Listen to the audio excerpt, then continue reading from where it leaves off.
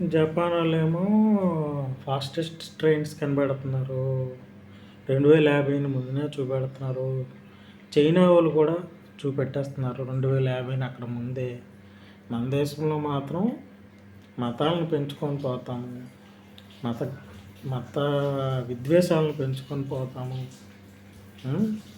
అస్సలు దేశంలో జీడిపికి కానీ తలసరి ఆదాయం కానీ ఏమాత్రంకి ఉపయోగం లేనటువంటి వీటి మీద మనకి ఎక్కువ ఫోకస్ అయిపోతుంది. ఈవెన్ యూట్యూబ్ ఇన్ఫ్లుయెన్సర్స్ ఎవరైతే ఉన్నారో మీరేం చేయాలంటే, వీలైతే మీరు మతాన్ని ప్రకటించుకోండి, తప్పులేదు. కానీ మీరేం చేయాలంటే, ఈ టెక్నాలజీకి సంబంధించి మనకు డబ్బులు లేవు, బడ్జెట్ లేదు. బడ్జెట్ అంతా 1.23 లక్షల కోట్లు, 2-3 లక్షల కోట్లు, 1.23 lakhs of crores మన బడ్జెట్.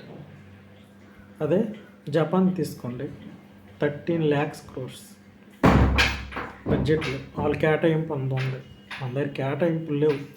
వీలైతే మొన్న ఒక పాపకి చేశారు చూడండి హెల్ప్.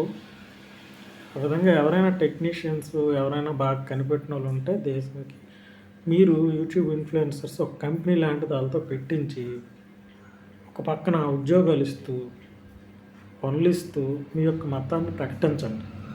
ఊరికే మతము అని కొట్టుకి సావకండి ఎవడు కూడా. ఇటువంటివి ఏవైనా మంచి పనులు చేసి నీ మతం మంచిదని చెప్పు.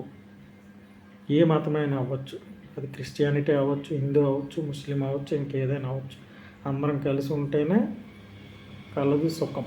ఓకే, అది.